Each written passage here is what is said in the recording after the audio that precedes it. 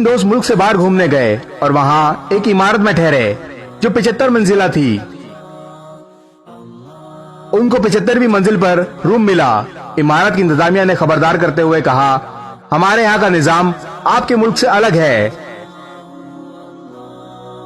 यहाँ रात 10 बजे के बाद लिफ्ट बंद कर दी जाएगी। 10 बजे से पहले आना होगा, वरना आपको सीढ़ियों के जरिए रूम तक जाना होगा। पहले दिन तीनों दोस्त सैरो सियाहत के लिए निकले, मगर 10 बजे से पहले वापस लौट आए। दूसरे दिन वो लेट हो गए और 10 बजे के बाद इमारत में दाखिल हुए। लिफ्ट के दरवाजे बंद हो चुके थे। तीनों दोस्त सैर व तफरी के बाद वैसे ही थक चुके थे, पर रूम तक तो जाना ही था, तो तीनों ने मिलकर फैसला किया, ऐसे सीढ़ियां चढ़ते हुए तो हम थक जाएंगे। हम बारी बारी एक दूसरे को किस्से सुनाते हुए चलते हैं। 25 फ्लोर तक पहला दोस्त, 50 फ्लोर तक दूसरा दोस्त, 75 पर पहुंचने तक तीसरा दोस्त किस्सा सुनाएगा। पहले दोस्त ने कहा, मैं तुम्हें लतीफे और मजाया किस्से सुनाता हूँ। अब तीनों हंसते मजाक करते हुए चलते रहे और 25वें फ्लोर तक आ गए। दूसरे दोस्त ने कहा, अब मैं तुम्हें किस्से सुनाता हूँ, मगर मेरे किस्से संजीदा और हकीकत पर मबनी होंगे।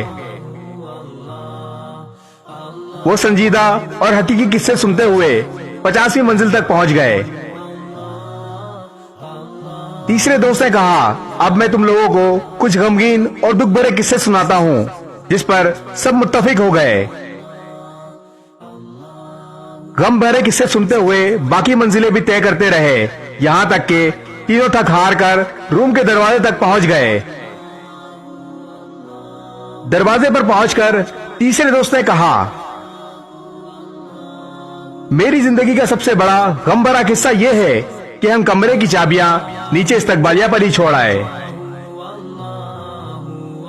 ये सुनकर तीनों पर गशी तारी हो गई, मगर दोस्तों, कहानी के अंदर की कहानी अभी बाकी है।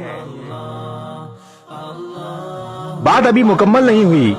इस किस्से में आपके लिए इबरत है।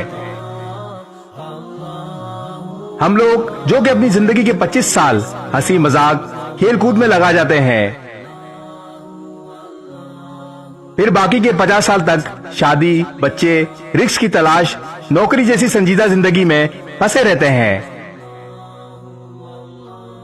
75 साल की उम्र में बीमारियों, अस्पताल के चक्कर, बच्चों के गम और ऐसी हजारों मुसीबतों के साथ गुजारते हैं। यहाँ तक कि जब मौत के दरवाजे पर पहुंचते हैं तो याद आता है कि चाबियां तो हम साथ लाना ही भूल गए। इस जन्नत की चाबी जिसको हम अपनी मंजिल समझते हुए ये जिंदगी गुजारते रहे, अभी भी वक्त है आपके पास। इन चाबियों को साथ ले जाना मत भूलें। इस वीडियो को शेयर जरूर करें। हो सकता है आपके एक शेयर से ये बात किसी के दिल में उतर जाए।